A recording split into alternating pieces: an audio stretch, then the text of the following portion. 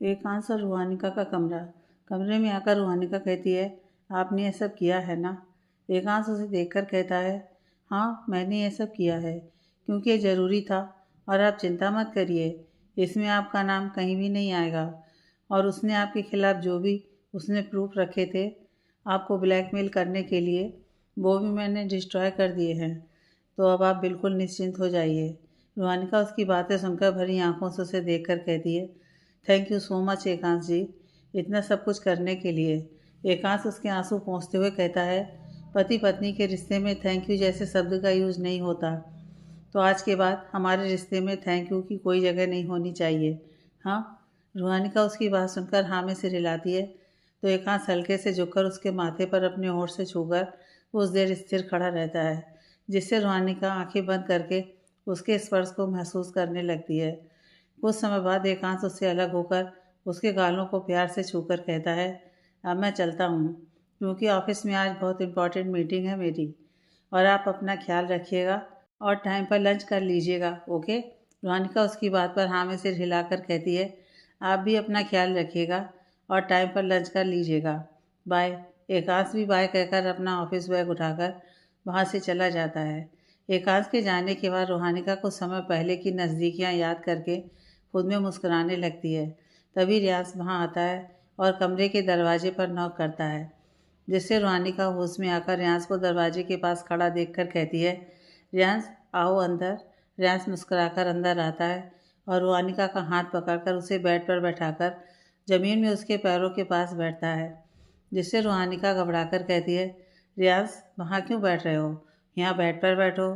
रियाज उसे शांत करवाते हुए कहता है, अरे भाभी शांत हो जाइए, आप इतना क्यों घबरा रही हो? मैं यहाँ इसलिए बैठा हूँ क्योंकि मुझे आपसे एक बहुत ज़रूरी बात करनी है, पर पहले आप प्रॉमिस करो कि आप हमारे बीच की बात भाई को नहीं बताओगी। रूहानिका उसकी बात सुनकर कुछ पल सोच में पड़ जाती है, पर फिर कुछ सोचकर कहती है, ठीक है नहीं बताऊंगी। अब तुम पहले ऊपर बेड पर बैठो, फिर बताओ क्या बात है। रियांश उसकी बात सुनकर उत्साहित होकर बेड पर बैठकर कहता है, भाभी किसी लड़की से अगर अपने दिल की बात कहनी हो तो क्या करना चाहिए? आई मीन उसे कैसे बताना चाहिए? रूहानिका उसकी बात सुनकर शरारत से कहती है, ओह तो लड़की का मामला है। वैसे कौन है वो लकी गर्ल? हाँ। रियांश हल्का सा शर्माते हुए कहता है, वो एक्चुअली मेरे कॉलेज से मेरे साथ ही है।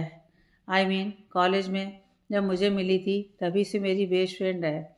उसके बाद उसकी फैमिली में काफ़ी प्रॉब्लम्स थी, तो मैंने उसे हमारी कंपनी में जॉब दिलवा दी।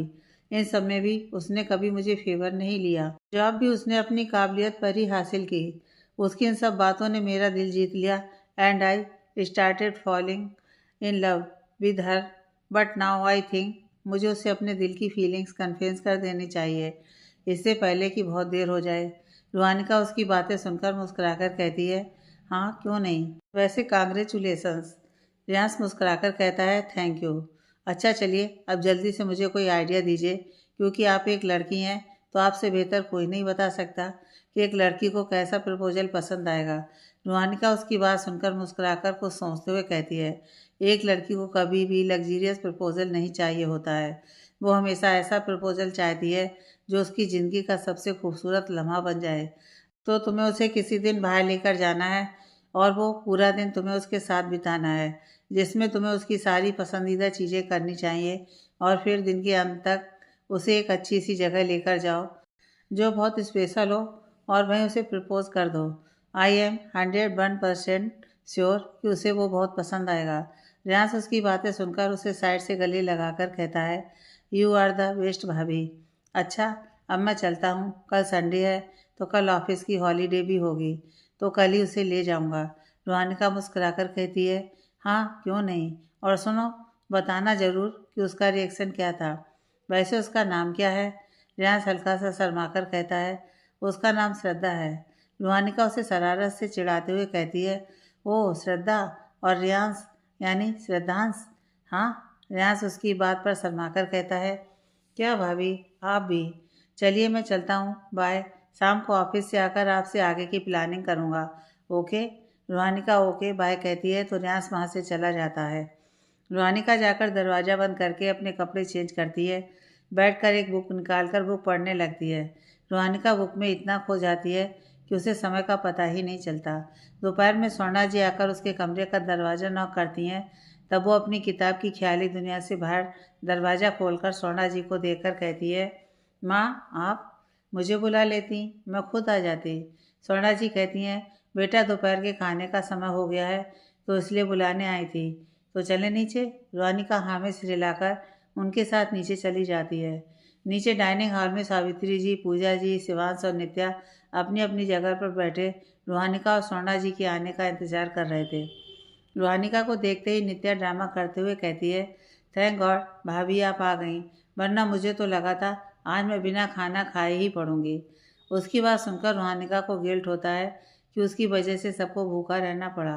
पूजा जी नित्या के कान खींचते हुए कहती हैं, अभी तो कह रही थी कि बाहर से ऑलरेडी खाकर आई हो और यहाँ ड्रामा कर रही हो। फिर रूहानिका से, बुरा मत मानना बेटी, ये थोड़ी पागल है।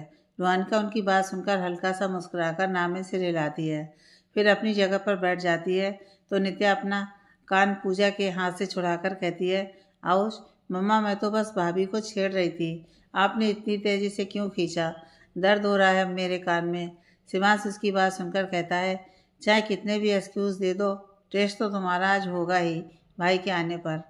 उसकी बात सुनकर नित्या मुँह बनाकर उसे देखती है, फिर अपना खाना खाने लगती है। तो बाकी सब भी अपना अपना खाना खाने लगते हैं, जिसमें शिवांश बीच बीच में उन्हें अपने कॉलेज की बातें बता रहा था। वहीं नित्या तो सदमे में थी अपने टेस्ट के बारे में सोचकर। खाना खाकर सब अपने अपने कमरे में चले जाते हैं रेस्ट करने। रूहानिका भी कमरे में आकर कुछ देर के लिए सो जाती है, क्योंकि इन दिनों उसे बिल्कुल आराम नहीं मिल पा रहा था। शाम को 7 बजे सारे जेंट्स घर वापस आते हैं, तो हॉल में सन्नाटा देखकर उन्हें अजीब लगता है।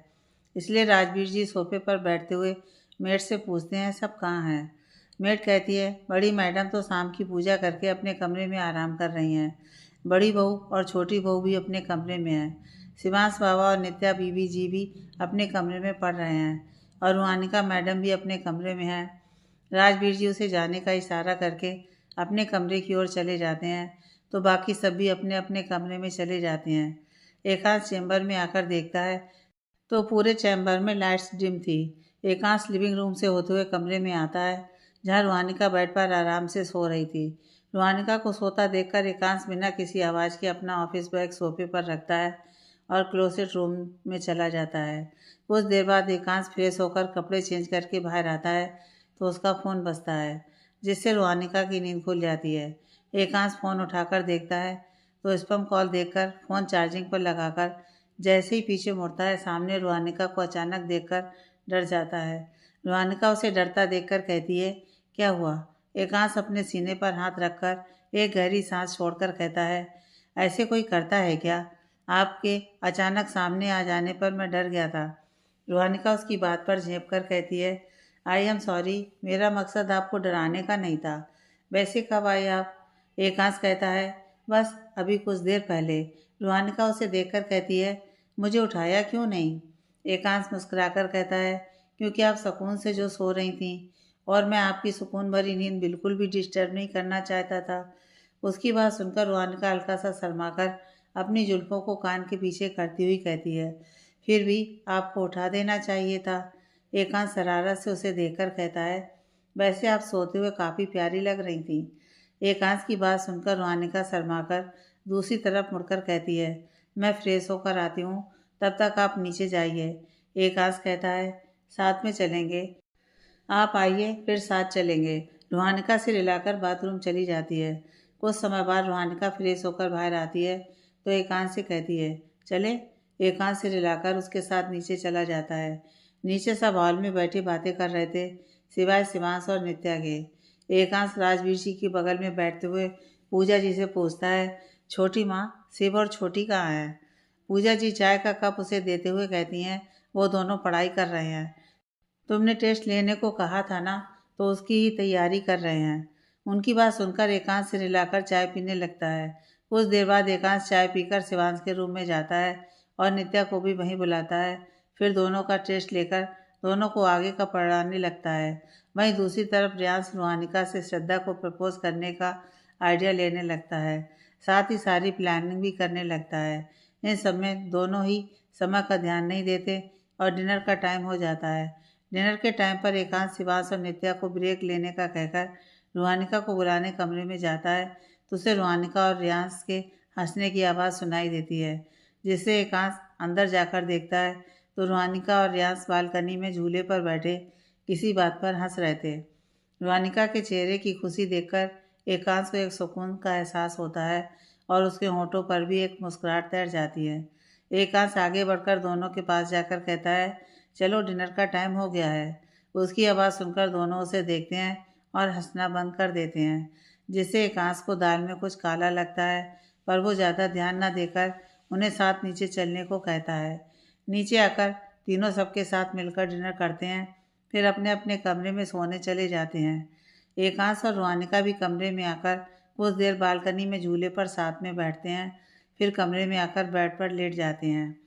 रूहानिका के लेटते ही एकांत उसके पास खिसक कर उसे अपनी बाहों में भरकर उसके माथे को चूमकर कहता है, गुड नाइट रू। एकांत के ऐसा कहने पर रूहानिका की सांसें और दिल की धड़कन तेज हो जाती हैं, जिन पर काबू पाकर वो धीरे से कहती है, गुड नाइट एकांत जी। फिर एकांत और रूहानिका एक दूसरे की बाहों में सुकून की नींद में समा जाते हैं। अगली सुबह रूहानिका की नींद खुलती है तो वो खुद को एकांत की बाहों में पाती है, जिससे उसकी नज़र शर्म से झुक जाती है। फिर वो एकांत को सोते देखकर धीरे से अपना हाथ उसके चेहरे की तरफ बढ़ाती है और उसके माथे पर आए बालों को पीछे कर उसके चेहरे को गौर से देखते हुए मन ही मन सोचती है, कितने प्यारे लगते हैं एकांत जी सोते हुए, एकदम किसी मासूम बच्चे की तरह। मेरे साथ इतना सब होने के बावजूद आपने मेरा साथ कभी नहीं छोड़ा एकांत जी। मुझे नहीं पता कि आजकल जो एहसास मुझे होते हैं वो प्यार है या सिर्फ पसंद, पर हाँ इतना ज़रूर पता है कि जो भी है शिद्दत से है। इतना सोचकर वो मुस्कुरा देती है। तभी एकांत नींद में हलचल करता है, जिससे रूहानिका झट से अपना हाथ उसके चेहरे से दूर करके आंखें मूंदकर सोने का नाटक करने लगती है। एकांत कसमसाकर दूसरी तरफ करवट लेकर सो जाता है तो रूहानिका घड़ी में समय देखकर बेड से उठते हुए क्लोसेट रूम में चली जाती है। कुछ देर बाद रूहानिका नहाकर रेड कलर का सूट डालकर तैयार होकर बाहर आती है तो एकांत को सोता देखकर बिना उसे डिस्टर्ब करे नीचे चली जाती है। नीचे आकर रोज की तरह स्वर्णा जी, सावित्री जी और पूजा जी उसे पूजा करते देखते हैं तो वो भी उनके पास आकर आंखें मूंद हाथ जोड़कर खड़ी हो जाती हैं। पूजा करके स्वर्णा जी पूरे घर को आरती दिखाती है, फिर बाकी सब आरती लेते हैं। सावित्री जी कहती हैं, चलिए अब नाश्ते की तैयारी करिए जाकर बड़ी बहू, और छोटी बहू आप बच्चों को उठाइए जाकर, और गुड़िया आप मेरे साथ बैठिए। उनके कहने पर स्वर्णा जी और पूजा जी चली जाती हैं और रूहानिका सावित्री जी के साथ हॉल में रखे सोफे पर बैठ जाती है तो सावित्री जी उसे एकांत और बाकी बच्चों के बचपन के बारे में बताने लगती हैं। नाश्ते के समय सब साथ बैठकर नाश्ता कर रहे थे, तभी रियांश जो रूहानिका के राइट साइड बैठा था वो रूहानिका की तरफ झुककर उसके कान में फुसफुसाकर कहता है, भाभी आज मैं श्रद्धा को ले जाने वाला हूँ बाहर। रूहानिका ने भी उसके कान में फुसफुसाकर कहा, ऑल दी बेस्ट, मेरी नाक मत कटवाना, ओके। रियांश उसे देखकर धीरे से कहता है, ओके, पर बहुत नर्वसनेस हो रही है। रूहानिका उसके हाथ पर हाथ रखकर उसे देखकर कहती है, नर्वस मत हो, मुझे तुम पर पूरा भरोसा है, तुम कर सकते हो। रियांश उसकी बात सुनकर हल्का सा मुस्कुराता है तो रूहानिका भी मुस्कुरा देती है। वहीं एकांत जो कि रूहानिका के लेफ्ट साइड बैठा था वो दोनों को फुसफुसाते देखकर कंफ्यूज हो जाता है और मन ही मन सोचता है, ये दोनों कल से कुछ ज़्यादा ही आपस में लगे हैं, आखिर बात क्या है। इतना सोचकर वो रूहानिका की तरफ झुककर उनकी बातें सुनने की कोशिश करता है, पर तभी रियांश की नज़र एकांत पर पड़ जाती है और उसे झुकते देखकर रियांश रूहानिका से दूर होकर उसकी बगल में देखने का इशारा करता है। रूहानिका रियांश का इशारा समझकर बगल में देखती है तो एकांत को अपने करीब देखकर उसकी दिल की धड़कनें तेज हो जाती हैं, जिन पर काबू पाकर वो एकांत को देखकर अपनी बहुएं उचकाती है तो एकांत सक पकाकर नामे से हिलाकर अपनी जगह पर अच्छे से बैठकर नाश्ता करने लगता है। रूहानिका भी अपने नाश्ते पर ध्यान देने लगती है। नाश्ता करके सब हॉल में बैठते हैं तो रियांश उठते हुए कहता है, दादी मुझे अपने एक फ्रेंड से मिलने जाना है तो मैं चलता हूँ। सावित्री जी सिर हिला देती हैं तो रूहानिका जल्दी से खड़े होकर रियांश के पीछे जाती है और बाहर आकर कहती है, ऑल द बेस्ट रियांश, और हाँ कॉल करना प्रपोज़ल पूरा होने पर। रियांश खुशी से कहता है, हाँ भाभी, अच्छा अब मैं चलता हूँ, बाय। इतना कहकर वो अपनी कार में बैठता है तो रोहानिका भी मुस्कुराकर उसे बाय कहती है। रियांस अपनी कार लेकर चला जाता है। रियांस के जाने के बाद रोहानिका अंदर जाने के लिए पीछे मुड़ती है तो सामने एकांश को देखकर ठिठक जाती है। एकांश उसके पास आकर कहता है, क्या चल रहा है? रोहानिका अनजान बनकर कहती है, क्या चल रहा है? कुछ भी तो नहीं। एकांश उसका चेहरा गौर से देखते हुए कहता है, कल से देख रहा हूँ देवर भाभी में कुछ खिचड़ी पक रही है। रोहानिका उसकी बात सुनकर हड़बड़ाकर कहती है, ऐसी कोई बात नहीं है, मुझे माँ बुला रही हैं तो मैं ज़रा उन्हें देख कर आती हूँ। इतना बोलकर वो जाने लगती है पर एकांश उसकी कोहनी पकड़कर अपनी तरफ खींचते हुए कहता है, माँ नहीं बुला रही हैं, आप बताइए क्या चल रहा है? रोहानिका उसकी बात सुनकर मन ही मन कहती है, कैसे बता दूँ? मैंने रियांश को प्रॉमिस किया है कि मैं आपको कुछ नहीं बताऊंगी। इतना सोचकर वो एकांश को देखती है, फिर बहाना बनाकर कहती है, हाँ वो एक्चुअली रियाज का फ्रेंड उससे नाराज़ था ना, तो रियाज मुझसे पूछ रहा था कि वो कैसे मनाए अपने फ्रेंड को, इसलिए तो कल से हम वही प्लानिंग कर रहे थे और अभी भी वो उससे ही मिलने गया है। एकांश रोहानिका की बात सुनकर कुछ पल उसे देखता है, फिर उसकी कोहनी छोड़कर कहता है, अच्छा तो फिर आप मुझसे ये बात इतना छिपा क्यों रही थी? खैर चलिए अंदर चलते हैं, आज संडे है ना, तो संडे को हमारी फैमिली साथ समय गुजारती है, आपको पता है ना। रोहानिका सिर हिलाकर एक चैन की सांस लेकर उसके साथ अंदर चली जाती है। हॉल में सब बैठकर बातें कर रहे थे, तभी नित्या सबको कैरम खेलने को कहती है, तो शिवांश और एकांश कैरम हॉल में रखते हैं, फिर सब मिलकर कैरम खेलते हैं। पूरा दिन राठौर फैमिली एक साथ बिताती है। कैरम खेलने के बाद सब साथ में अच्छी सी मूवी देखते हैं, फिर बचपन की बातें याद करके एक दूसरे को चढ़ाते हैं और शाम को साथ में बैडमिंटन खेलते हैं। इन सब में समय का पता ही नहीं चलता और रात के खाने का समय हो जाता है। रात में सब एक साथ डाइनिंग पर एकत्रित खाना खा रहे थे, तभी डोरबेल बजती है, जिससे रोहानिका मन ही मन खुश होकर सोचती है, लगता है रियांश आ गया, पूछती हूँ कि उसका प्रपोज़ल कैसा रहा। यह सोचकर वो उठकर सावित्री जी से कहती है, दादी माँ मेरा हो गया, अब मैं जाऊँ कमरे में? सावित्री जी मुस्कुराकर सिर हिलाती हैं तो रोहानिका जल्दी से अपनी प्लेट ले जाकर किचन में रखती है, फिर हाथ धोकर रियांश के कमरे की तरफ बढ़ जाती है। रियांश के कमरे के सामने आकर वो देखती है कमरे का दरवाज़ा बंद था। यह देखकर उसे थोड़ा अजीब लगता है, फिर वो ज़्यादा ना सोचकर दरवाज़ा नॉक करके कहती है, रियांश दरवाज़ा क्यों बंद है? खोलो, मैं हूँ। उसकी आवाज़ सुनकर रियांश दरवाज़ा खोलता है तो उसकी हालत देखकर रोहानिका हैरानी से कहती है, क्या हुआ रियांश तुम्हें? यह तुमने अपना क्या हाल बना रखा है? रियांश के बाल बिखरे हुए थे, उसके चेहरे पर आंसुओं के निशान थे और कपड़ों की हालत भी कुछ ठीक नहीं थी।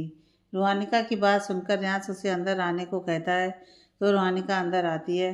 उसके आते ही रियांश दरवाज़ा बंद करके रोहानिका को गले लगाकर बच्चों की तरह रोने लगता है। रोहानिका रियांश के रोने पर हैरान हो जाती है, फिर उसकी पीठ सहलाकर कहती है, क्या बात है रियांश, सब ठीक तो है ना? तुम मुझे डरा रहे हो, बोलो क्या हुआ है? रियांश उसकी बात सुनकर उससे अलग होकर रुंधे गले से कहता है, भाभी श्रद्धा की शादी होने वाली है। रियांश की बात सुनकर रोहानिका आश्चर्य हो जाती है तो रियांश आगे कहता है, भाभी जैसा आपने मुझे कहा था मैंने सब वैसा ही किया, और जब आज मैं उसे प्रपोज़ करने गया तब उसने मुझसे कहा कि उसे मुझे कुछ ज़रूरी बात बतानी है, तो मैंने कहा पहले तुम बताओ फिर मैं तुम्हें अपनी बात बताऊंगा। तो उसने मुझे बताया कि उसकी शादी होने वाली है, वो भी उसके पसंद के लड़के से। वो लड़का हमारे ऑफिस में काम करता है, उसे उसके साथ काम करते हुए प्यार हो गया। भाभी उसके बाद मैं कुछ बोल ही नहीं पाया और उसे कॉन्ग्रेचुलेसन बोलकर सीधा घर चला आया। उसकी बातें सुनकर रोहानिका को रियांश के लिए बुरा लगता है और वो बेड पर बैठकर उसे अपने पास आने का इशारा करती है, तो रियांश खामोशी से उसके पास जाता है। रोहानिका उसे अपनी गोद में सिर रखने का इशारा करती है, तो रियांश उसकी गोद में सिर रखकर बेड पर लेट जाता है और छोटे बच्चों की तरह रोने लगता है। रोहानिका उसके बालों को सहलाकर कहती है, चुप रियांश, रोते नहीं, क्या पता वो तुम्हारी किस्मत में ना हो, क्या पता तुम्हारी किस्मत में कोई उससे भी अच्छी लड़की हो जो तुम्हें तुमसे भी ज़्यादा प्यार करेगी और तुम्हारा खूब ख्याल भी रखेगी, तुम्हारी सारी ज़रूरतों को ध्यान में रखेगी और तुमसे खूब प्यार भी करेगी। उसकी बातें सुनकर रियांश नम आँखों से उसे देखकर पूछता है, सच में? रोहानिका उसके आंसू पोंछकर कहती है, हाँ सच में, बस इंतज़ार करो उसका। आई नो श्रद्धा को भूलना तुम्हारे लिए आसान नहीं है, पर तुम श्रद्धा को छोड़कर उसके सपने देखो जो तुम्हारी ज़िंदगी में आएगी और अपने प्यार से तुम्हारी बेरंग ज़िंदगी में रंग भर देगी। हाँ। उसकी बातें सुनकर रियाज अपने आंसू साफ करके कहता है, ठीक है, मैं कोशिश करूँगा श्रद्धा को भूलने की। रुहानिका मुस्कुराकर कहती है, यह हुई ना बात, बाकी मैं उसे बुलाने में तुम्हारी पूरी मदद करूँगी, आई प्रॉमिस। उसकी बात सुनकर रियाज उठकर बेड पर बैठकर कहता है, थैंक यू सो मच भाभी, आई डोंट नो, अगर आप ना होती तो मैं किससे ये सब शेयर करता। रुहानिका मुस्कुराकर कहती है, मेंशन नॉट। अच्छा चलो अब तुम मुँह हाथ धोकर फ्रेश हो जाओ, तब तक मैं तुम्हारा खाना यहीं ले आती हूँ। इतना कहकर वो बिना रियाज की बात सुने वहाँ से चली जाती है, क्योंकि उसे पता था अगर वो रुकी तो रियाज खाने से मना कर देगा। रियाज रुहानिका के ऐसे जाने पर सिर हिलाकर बाथरूम में चला जाता है।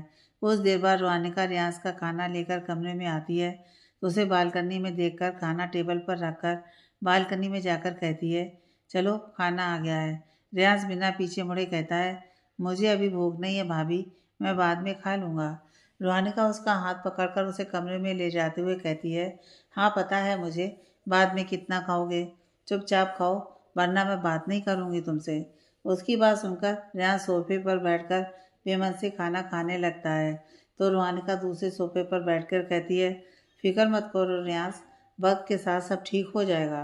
रियाज से रिलाकर खाने पर ध्यान देता है तो रुहानिका बात बदलते हुए कहती है, अच्छा तुम्हें पता है आज हम सबने खूब मज़े किए, कैरम खेला, बैडमिंटन खेला और मैंने दोनों में ही तुम्हारे भाई को हरा दिया। वैसे वो कितने बड़े वाले चीटर हैं, जब हारने लगे बैडमिंटन में तो क्रिकेट जैसे शॉट मारने लगे। उसकी बात सुनकर रियाज हंसकर कहता है, भाई यही करते हैं, जब भी वो हारने लगते हैं वो ऐसे ही चीटिंग करते हैं, पर न्यू के लिए वो जानबूझकर हार जाया करते हैं, लेकिन हम सबके लिए कभी भी जानबूझकर नहीं हारते, बल्कि हमें ही हराते हैं।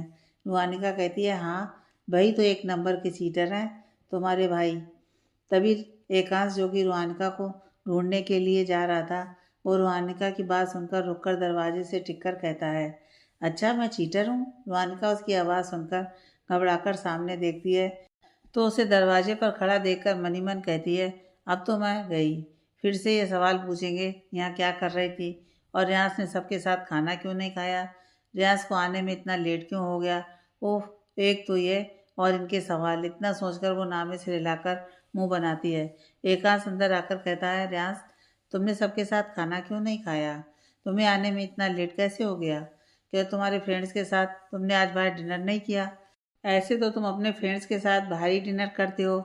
उसके सवाल सुनकर रियाज बेचारगी से रुहानिका को देखता है तो रुहानिका उठते हुए एकांश से कहती है, चलिए ना हम बाहर चलते हैं, रियाज अभी बहुत थका है ना, तो कल इस बारे में उससे बात करेंगे। हाँ, फिर रियाज से, और तुम पूरा खाना ख़त्म करना, ओके। रियाज हामी से हिलाता है तो रुहानिका एकांश का हाथ पकड़कर उसे बाहर ले जाती है। वहीं एकांश एक नज़र रुहानिका और अपने हाथ को देखता है, फिर प्यार से रुहानिका को देखने लगता है। रूहानिका कमरे में आकर एकांश का हाथ छोड़ती है तो एकांश अपने ख्यालों से बाहर आकर रूहानिका को देखता है। रूहानिका उसे देखकर कहती है, बहुत रात हो गई, अब हमें सो जाना चाहिए। एकांश हामी से रिलाकर क्लोसेट रूम में चला जाता है। कुछ समय बाद एकांश क्लोसेट रूम से चेंज करके आता है तो रूहानिका चेंज करने जाती है। तब तक एकांश जाकर बालकनी में झूले पर बैठ जाता है और एकटक चांद को देखने लगता है। रूहानिका जब चेंज करके बाहर आती है तो एकांश को बालकनी में बैठा देखकर उसके पास जाकर उसकी बगल में बैठते हुए कहती है, क्या हुआ, नींद नहीं आ रही क्या। एकांश उसे देखकर कहता है, नहीं आ रही तो सोचा कुछ देर यहाँ बैठूं, वैसे भी जब मुझे नींद नहीं आती तो मैं यहीं बैठ जाता हूँ। रुहानिका आसमान को देखकर कहती है, हाँ मुझे भी जब नींद नहीं आती तो मैं भी ऐसे ही अपनी बालकनी में बैठ जाया करती थी और आसमान को देखकर मम्मा से बात करती थी। उनसे बात करके मेरा मन हमेशा हल्का हो जाया करता था। एकांश उसके चेहरे को गौर से देखकर कहता है, पर अब तो आपके पास आपकी मम्मा के अलावा कोई और भी है ना, जिससे आप अपनी दिल की सारी बातें शेयर कर सकती हैं। उसकी बात सुनकर रुहानिका सवालिया नजरों से उसे देखती है तो एकांश कहता है, क्यों, आप मुझे नहीं बताएंगी अपने दिल की बातें। रुहानिका उसकी बात पर मुस्कुराकर कहती है, क्यों नहीं। एकांश उसे देखकर अपनी एक आईब्रो उठाकर कहता है, तो फिर बताइए रियांश और आपके बीच क्या खिचड़ी पक रही थी। रुहानिका उसकी बात सुनकर हड़बड़ा जाती है और नज़रें चुराकर कहती है, बताया तो था आपको, कुछ खिचड़ी नहीं पक रही, बस वो अपने दोस्त को मनाने की बात कर रहा था क्योंकि वो उससे नाराज़ है। एकांश उसके चेहरे को गौर से देखकर कहता है, झूठ, सच बोलिए, क्या बात है? मैंने आज रियाज को काफ़ी ऑफ देखा। जब मैं उसके रूम में गया था। रूहानिका नज़र चुराकर कहती है, ऐसी कोई बात नहीं है, बस उसका दोस्त माना नहीं तो तभी वो थोड़ा ऑफ था, और कोई बात नहीं है। एकांश उसकी बात सुनकर कुछ पल उसे देखता है, फिर आसमान की तरफ देखकर कहता है, आपको अब सो जाना चाहिए। उसकी बात सुनकर रूहानिका उसे देखती है। वो समझ जाती है कि एकांश को हर्ट हुआ है उसके ना बताने पर वो भी क्या कर सकती थी। रियांश ने उसे मना किया था, लेकिन उसे एकांश को सब बता देना चाहिए। आफ्टर ऑल वो रियांश का बड़ा भाई है और उसके ब्रेकअप के बारे में जानने का पूरा हक है एकांश को। यह सोचकर वो रियांश को देखकर कहती है, रियांश का पहला प्यार उसे नहीं मिल पाया। उसकी बात सुनकर एकांश झट से उसे देखता है तो रूहानिका उसे शुरू से लेकर अंत तक सब बताती है। सब जानकर एकांश को बहुत दुख होता है। वो अपने भाई को कभी भी दुखी नहीं देख सकता था और यहाँ तो उसका दिल टूटा था। पता नहीं कैसे रियांश खुद को संभालेगा। यह सोचकर एकांश कहता है, आई होप रियांश खुद को संभाल ले। भले ही वो खुद को नॉटी और कैरियर दिखाता है, पर अंदर ही अंदर वो बहुत सेंसिटिव है। वो एक बार किसी से जुड़ जाए तो बहुत मुश्किल है उसके लिए उस इंसान को भूलना, और यहाँ तो उसे श्रद्धा से प्यार हो गया था। आई डोंट नो वो कैसे भूल पाएगा उसे। रूहानिका उसके कंधे पर हाथ रखकर कहती है, हम सब है ना, हम सब मदद करेंगे उसकी, ताकि वो आसानी से श्रद्धा को भूल जाए। पर इससे पहले तो हमें श्रद्धा को उसके ऑफिस से दूर करना होगा, वरना उसे देखकर रियांश कभी मूव ऑन नहीं कर पाएगा। एकांश को सोचते हुए कहता है, हाँ मैं एक काम करता हूँ, श्रद्धा को जयपुर वाली ब्रांच में भेज देता हूँ। इससे श्रद्धा रियांश से दूर रहेगी और रियांश आसानी से मूव ऑन कर पाएगा। रूहानिका सिर हिलाकर कहती है, हाँ बिल्कुल सही फैसला है ये। एकांश उठते हुए कहता है, चलिए अब चलते हैं सोने। कल से रियांश को डाइवर्ट करने का काम मेरा और आपका है, और हाँ उसे पता नहीं चलना चाहिए कि मुझे सब कुछ पता है। हाँ मैं चाहता हूँ वो मुझे खुद बताए। रूहानिका उसकी बात सुनकर हाँ में सिर हिला देती है और उसके साथ अंदर चली जाती है। अंदर आकर रूहानिका और एकांश अपनी अपनी जगह पर लेटते हैं तो एकांश रूहानिका की तरफ करवट लेकर उसे अपनी तरफ आने का इशारा करता है। रूहानिका उसके पास जाती है तो एकांश उसे अपनी बाहों में भरकर उसके बालों को चूमकर कहता है, गुड नाइट रूह। रूहानिका अपना सिर उसके सीने पर टिकाकर उसे देखकर मुस्कुराकर कहती है, गुड नाइट। एकांश मुस्कुराकर आंखें मूंद लेता है तो रूहानिका भी आंखें मूंद लेती है। अगली सुबह रूहानिका की नींद खुलती है तो उसे कुछ अजीब महसूस होता है, साथ ही उसे अपने पेट में दर्द का एहसास होता है। तो वो झट से एकांश को खुद से दूर करके क्लोसेट रूम में चली जाती है। क्लोसेट रूम में रूहानिका अपनी ज़रूरत का सामान ढूंढती है, पर वो ख़त्म हो चुका था। यह सोचकर उसकी आंखों में आंसू झिलमिला जाते हैं। रूहानिका वहीं खड़ी सोचती रहती है कि अब क्या करे। तभी एकांश क्लोसेट रूम का दरवाज़ा खटखटाकर कहता है, रूह आप ठीक तो है ना? आपने ऐसे अचानक मुझे दूर किया तो मेरी नींद खुल गई। कोई प्रॉब्लम तो नहीं है? रूहानिका खुद को संभाल कर धीरे से कहती है, नहीं कोई प्रॉब्लम नहीं है। उसकी मुरझाई आवाज़ सुनकर एकांश कहता है, तो फिर आपकी आवाज़ इतनी बुझी बुझी क्यों लग रही है? कोई प्रॉब्लम है तो बताइए। रूहानिका उसकी बात सुनकर मन ही मन कहती है, अब मैं इन्हें क्या कहूँ। एक काम करती हूँ, मैं न्यू के पास जाकर उससे सैनिटरी नैपकिन ले लेती हूँ, उसके पास तो होगा ही। यह सोचकर वो जल्दी से दरवाज़ा खोलती है और हड़बड़ाकर बाहर निकलने लगती है तो एकांश पीछे से जाता है। तभी एकांश का ध्यान रूहानिका की ड्रेस पर लगे स्टेन पर जाता है। रूहानिका की ड्रेस पर स्टेन देखकर एकांश समझ जाता है रूहानिका की प्रॉब्लम, इसलिए वो उसे रोकते हुए कहता है, रुकिए आप यहीं, मैं लेकर आता हूँ आपका सामान। उसकी बात सुनकर रूहानिका असमंजस में उसे देखती है तो एकांश उसे देखकर कहता है, आपकी ड्रेस पर स्टेन लग गया है तो आप ऐसे में बाहर कैसे जाएंगी? अगर किसी ने देख लिया तो अच्छा नहीं लगेगा, इसलिए आप रुकिए, मैं लेकर आता हूँ। रूहानिका उसकी बात सुनकर शर्मिंदगी से नज़र झुका लेती है तो एकांश वहाँ से चला जाता है। कुछ देर बाद एकांश एक पैकेट लेकर आता है और रूहानिका को दे देता है, जिससे रूहानिका बिना उसे नज़रें मिलाए वो पैकेट लेकर बाथरूम में चली जाती है। कुछ समय बाद रूहानिका नहाकर फ्रेश होकर बाहर आती है तो एकांश को बेडशीट बदलते देखकर उसके पास जाकर उसे रोकते हुए कहती है, आप ये क्यों कर रहे हैं? मैं कर दूंगी प्लीज़। एकांश उसे काउच पर बैठाकर कहता है, अभी आप शांति से बैठिए यहाँ पर, यह सब मैं कर लूँगा। उसकी बात सुनकर रूहानिका शर्मिंदगी से सिर झुकाकर कहती है, आई एम सॉरी, मेरी वजह से आपको ये सब करना पड़ रहा है। अगर मुझे अपनी ड्यू डेट याद रहती तो ये नहीं होता। एकांश उसकी बात सुनकर उसके बगल में बैठकर उसका चेहरा अपने हाथों में भरकर कहता है, इसमें आपकी कोई गलती नहीं है, बल्कि यह तो एक नॉर्मल सा प्रोसेस है जो हर लड़की के साथ होता है, क्योंकि आप सब इतनी स्ट्रांग जो होती हैं। इस टाइम पर जो पेन होता है वो हम मर्द तो इमेजिन भी नहीं कर सकते। कहा जाता है शुरू से ही लड़के बहुत स्ट्रांग होते हैं, लड़कियां नहीं। पर सच्चाई तो यह है कि लड़कियां बहुत स्ट्रांग होती हैं, जो पीरियड्स के वक्त इतना दर्द सहने के बाद भी नॉर्मल रहती हैं और अपना सारा काम करती हैं। फिर प्रेगनेंसी में लड़कियों को कितना दर्द सहना पड़ता है, पर फिर भी वो खुशी खुशी सब सहती हैं। क्यों? क्योंकि वो हमसे बहुत स्ट्रांग है। इसलिए आपको शर्मिंदा होने की बिल्कुल भी ज़रूरत नहीं है, और मुझसे तो बिल्कुल भी नहीं, क्योंकि मैं आपका हस्बैंड हूँ। और अगर आप मुझसे ये सब नहीं बताएंगी तो किसे बताएंगी? इसलिए मेरे सामने एकदम केयर फ्री होकर रहा करिए। हाँ। उसकी बातें सुनकर रूहानिका की आंखें नम हो जाती हैं और वो झट से आगे बढ़कर एकांश के गले लग जाती है।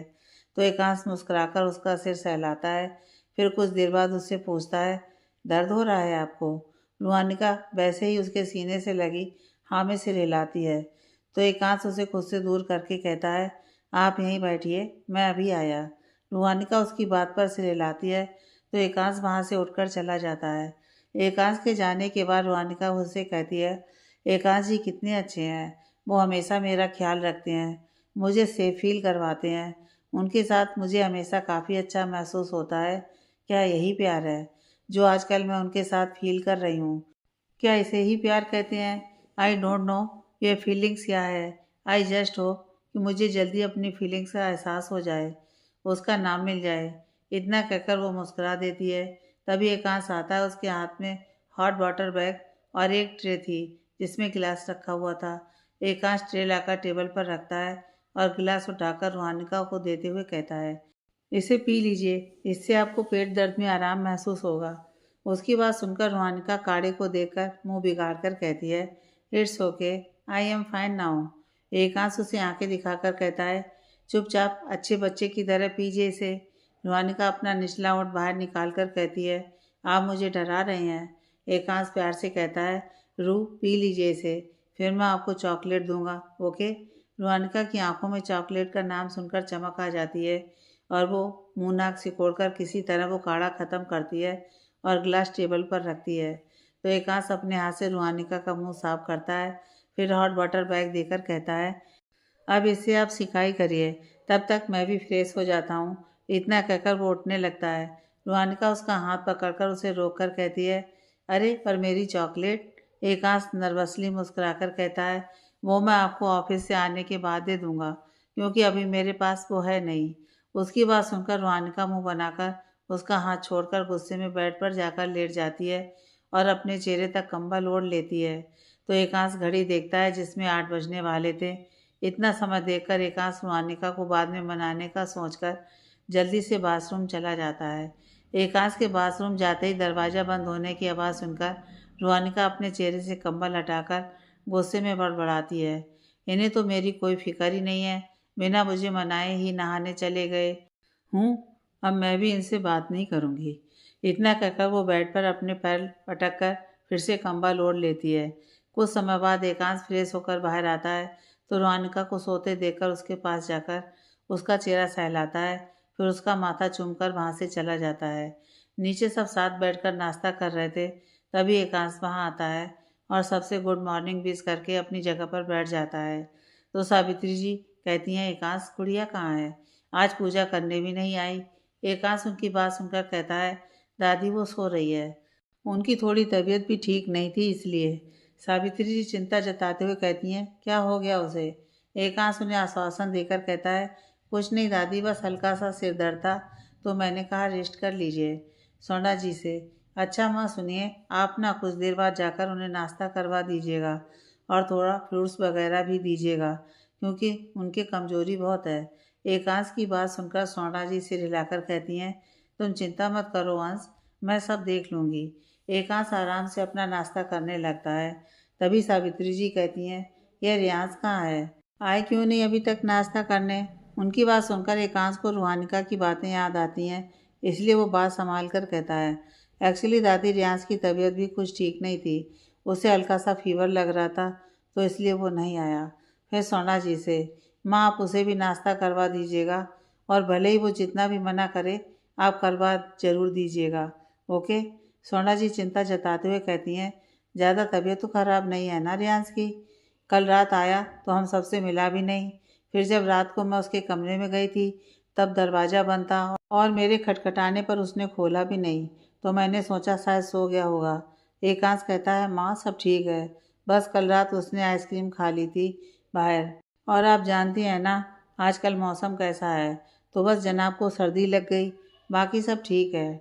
स्वर्णा जी उसकी बात सुनकर एक चैन की सांस लेती हैं, तो सावित्री जी कठोरता से कहती हैं, रियांश कभी अपनी सेहत के बारे में नहीं सोचता है, अगर ज़्यादा तबीयत खराब हो जाती तो, और ना ही उसे अपनी जिम्मेदारियों का कोई एहसास है।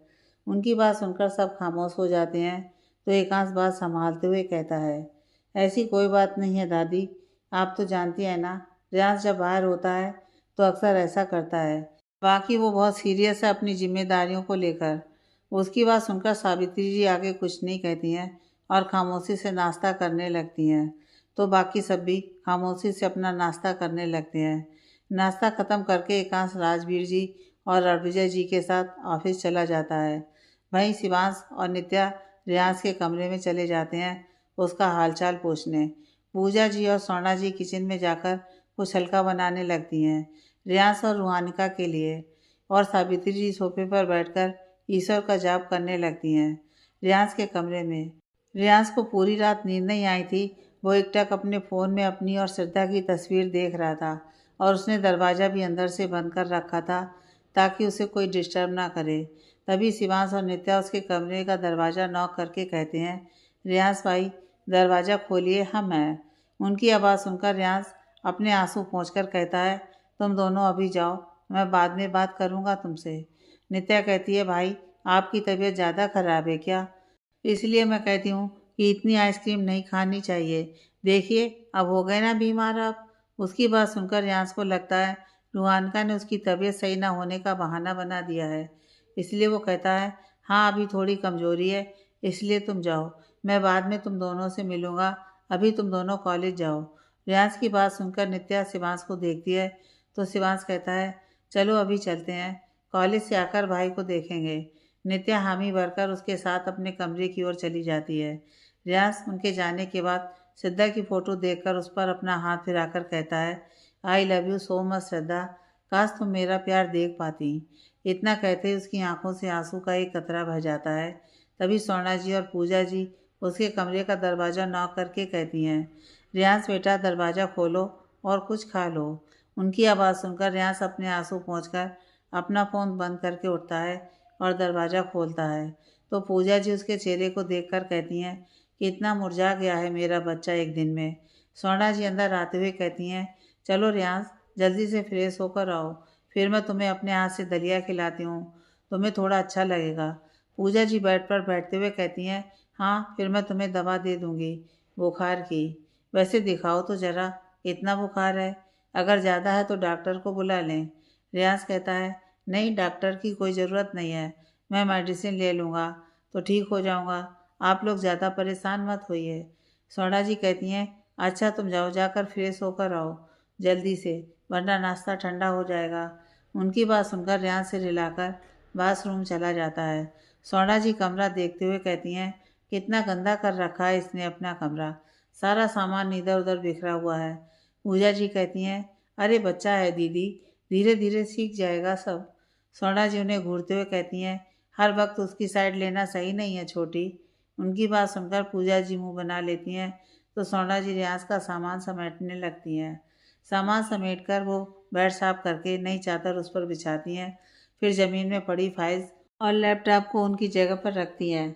तब तक रियांश भी बाहर आ जाता है, तो सोना जी उसे अपने हाथ से दलिया खिलाती हैं, फिर पूजा जी उसे दवा देती हैं, तो उसे खाकर रियांश बेड पर लेट जाता है।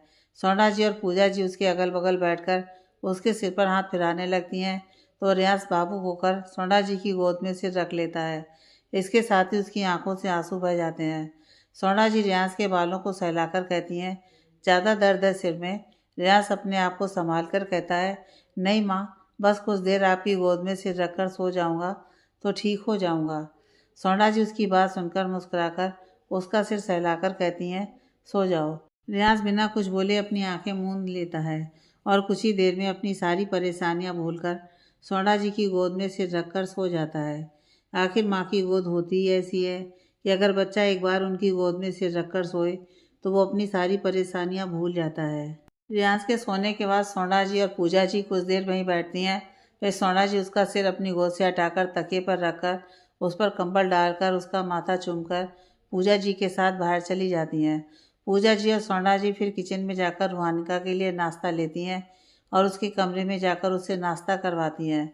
रूहानिका को नाश्ता करवाकर पूजा जी और सोना जी उसके साथ बैठकर बातें करने लगती हैं। देखते ही देखते दोपहर हो जाती है तो सब साथ बैठकर खाना खाते हैं। वहीं रियाज अपने कमरे में ही रहता है तो सोना जी उसे अपने हाथ से खाना खिलाती हैं। सोना जी के जाने के बाद रूहानिका रियाज के कमरे में जाकर नॉक करती है तो रियाज अंदर से कहता है, आ जाइए। रूहानिका अंदर आकर कहती है, ये क्या हाल बना रखा है तुमने रियाज? उसकी आवाज़ सुनकर रियाज बेड पर बैठते हुए कहता है, अरे भाभी आप आइए ना, बैठिए।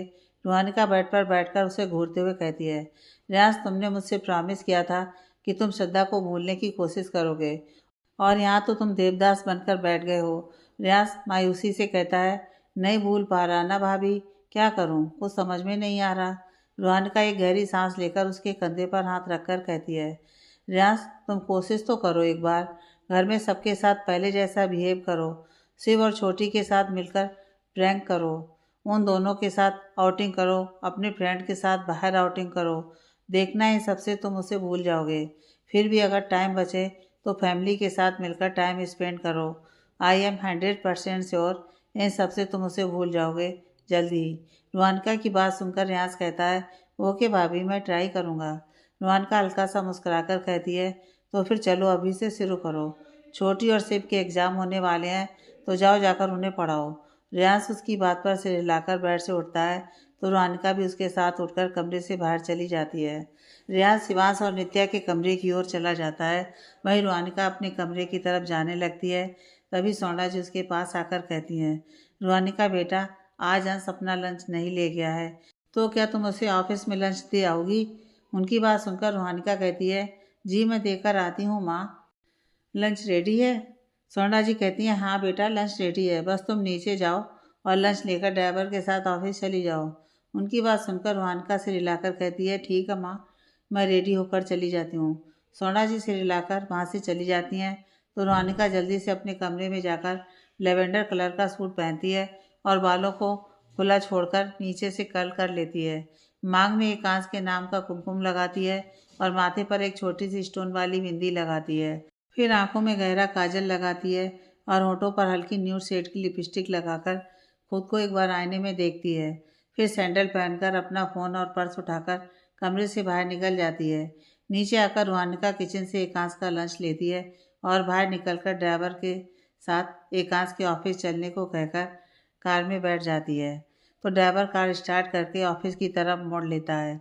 वहीं रूहानिका रास्ते में मन ही मन सोचती है, आज पहली बार मैं उनके ऑफिस जा रही हूँ उनकी पत्नी बनकर, नहीं तो उससे पहले तो मैं कितनी बार गई हूँ पापा के साथ या उनका लंच देने, पर आज पहली बार मैं एकांश जी की पत्नी बनकर ऑफिस जा रही हूँ। आई होप मैं सही दिख रही हूँ। इतना सोचकर वो नर्वस होकर खिड़की से बाहर देखने लगती है। कुछ देर बाद ड्राइवर एकांश के ऑफिस के सामने कार रोकता है और रूहानिका से कहता है, मैम ऑफिस आ गया है। उनकी बात सुनकर रूहानिका अपना पर्स और लंच लेकर कार से उतरती है और एक गहरी सांस लेकर ऑफिस के अंदर चली जाती है। अंदर आकर रूहानिका सीधा एकांश के केबिन की तरफ जाने लगती है क्योंकि ऋषभ जी की वजह से उसे ऑफिस में सबके केबिन के बारे में अच्छे से पता था। वहीं बाकी सबको ऑफिस में रूहानिका के बारे में पता था, इसलिए कोई उसे नहीं रोकता। एकांश के केबिन के सामने खड़े होकर रूहानिका दरवाज़ा नॉक करने को होती है कि तभी पीछे से कोई कहता है, रू। आवाज़ सुनकर रूहानिका पीछे मुड़ती है तो सामने अभिमन्यु को देखकर हैरानी और खुशी से कहती है, अभी तुम यहाँ? अभिमन्यु मुस्कुराकर उसके पास आकर कहता है, हाँ एक्चुअली मिस्टर एकांत सिंह राठौर के साथ मेरी मीटिंग थी एक प्रोजेक्ट के सिलसिले में, तो बस इसलिए आया था। वैसे कितने सालों बाद तुम्हें देख रहा हूँ। 17 साल की थी तुम जब तुम्हें आखिरी बार देखा था, और अब देखो कैसी हो गई हो। रोहानिका मुस्कुराकर कहती है, तुम भी तो कितने हैंडसम हो गए हो। मैंने भी तुम्हें आखिरी बार तभी देखा था जब तुम 17 साल के थे। उसके बाद तुम चले गए अपनी स्टडीज़ के लिए अब्रॉड, और अपनी इस दोस्त को भूल गए। एक बार भी याद नहीं आई तुम्हें मेरी। अब मन्नू उसकी शिकायत सुनकर मुस्कुराकर कहता है, अरे बाबा बिजी हो गया था, पहले पढ़ाई में फिर काम में। जानती हो, मैंने खुद का बिजनेस शुरू किया था आज से करीब 3 साल पहले, और आज वो न सिर्फ फॉरेन बल्कि इंडिया में भी काफ़ी अच्छा चल रहा है। रोहानिका उसकी बात सुनकर मुस्कुराकर कहती है, अरे वाह, ये तो बहुत अच्छी बात है, कांग्रेचुलेसन। अब मन्नू मुस्कुराकर कहता है, थैंक यू। मैं दूसरी तरफ एकांश अपने केबिन में बैठा रोहानिका के आने का इंतज़ार कर रहा था, क्योंकि स्वर्णा जी ने उसे फ़ोन करके बताया था कि रोहानिका लंच लेकर आने वाली है। यह सोचकर एकांश खुद से कहता है, यह रूह अब तक आई क्यों नहीं? अब तक तो आ जाना चाहिए था। एक बार बाहर जाकर देखता हूँ। इतना सोचकर वो उठकर अपने केबिन का दरवाज़ा खोलता है तो सामने रोहानिका और अभिमन्यु को हंसते मुस्कुराते हुए बातें करते देखकर उसे अच्छा नहीं लगता। उसका मन करता है जाकर अभिमन्यु के दांत तोड़ दे, पर वो अपने आप को कंट्रोल करके अपना गला साफ करता है, जिससे वो दोनों रोहानिका और अभिमन्यु को उसके होने का एहसास हो। पर रोहानिका और अभिमन्यु अपनी बातों में इतना मगन थे कि उन्हें एकांश के गला साफ करने की आवाज़ सुनाई नहीं देती। यह देखकर एकांश को हल्का सा गुस्सा आता है, और वो आगे बढ़कर रोहानिका के पास जाकर उसे कमर से पकड़कर अपने करीब करके प्यार से उसका चेहरा देखकर कहता है, जान, आप कब आई और मुझसे मिलने क्यों नहीं आई? आपको पता है ना, ऐसे ही आपके बिना मुझसे रहा नहीं जाता, और फिर आज आप पहली बार आई भी तो मुझसे मिलने भी नहीं आई। किसी के अचानक करीब खींचने पर रोहानिका घबराकर अपनी बगल में देखती है तो एकांश की बातें सुनकर और उसकी हरकत पर हैरान हो जाती है। वहीं अभिमन्यु उन दोनों को देखकर कंफ्यूज होकर कहता है, रूह, तुम जानती हो मिस्टर एकांश सिंह राठौर को? अभिमन्यु के मुंह से रोहानिका के लिए रूह सुनकर एकांश की मुट्ठियां भिज जाती हैं। आगे की कहानी नेक्स्ट पार्ट में।